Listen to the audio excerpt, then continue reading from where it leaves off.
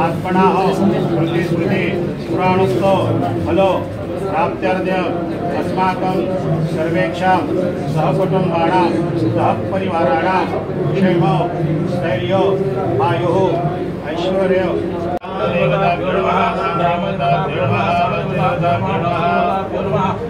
कर्म प्रधान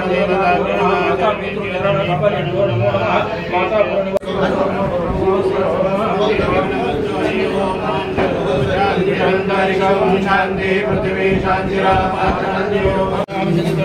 कलियुग कलिधारणे भारतवर्ष भारत खंडे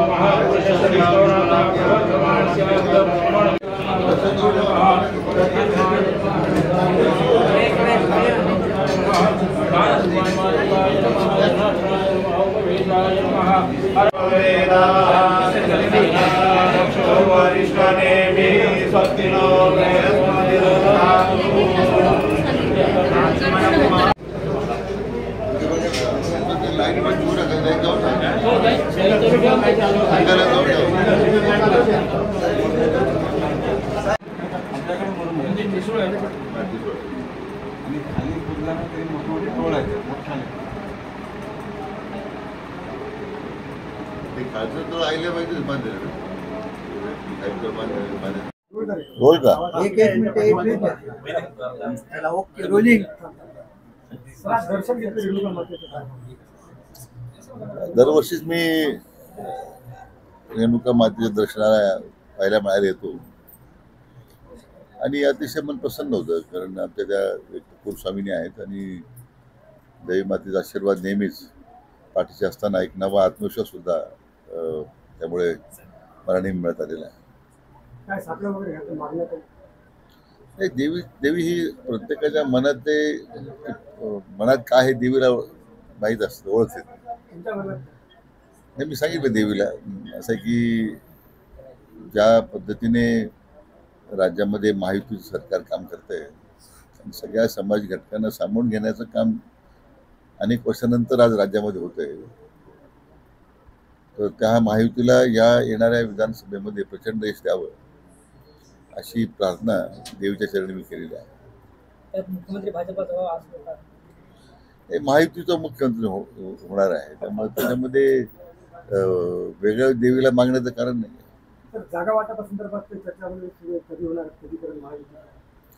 नाही आता जागा वाटपाची प्रक्रिया सुरू आहे. मला वाटतं एवढे 7-8 दिवसात निर्णय होईल अशा अपेक्षा आहे. अजित पवार असतील सोबत महायुतीचे घटकच आहेत का? संभाजीनगरमध्ये भाजप आणि शिवसेनेमध्ये वाद सुरू आहे आणि अब्दुल सत्तार यांनी थेट आव्हान दिले की भाजप नेत्यांच्या विरोधाने उत्तर दिले.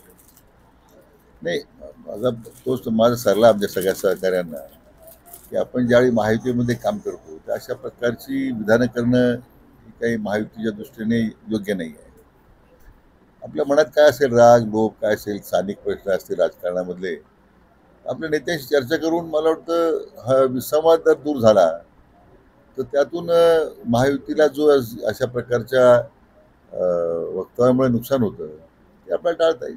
सर, भिडे गुरुजींनी गणपती उत्सवाला चौथा म्हणजे आणि नवरात्र उत्सवाला जे इव्हेंट असतात त्यांनी परत एक आता बीटी गुरुजींच्या वक्तव्य जे आहे ते ठीक आहे, त्यांचं ते व्यक्तिगत मत आहे, त्याच्यावर काही त्याच्यावर फार विचार करण्याची आवश्यकता नाही आहे.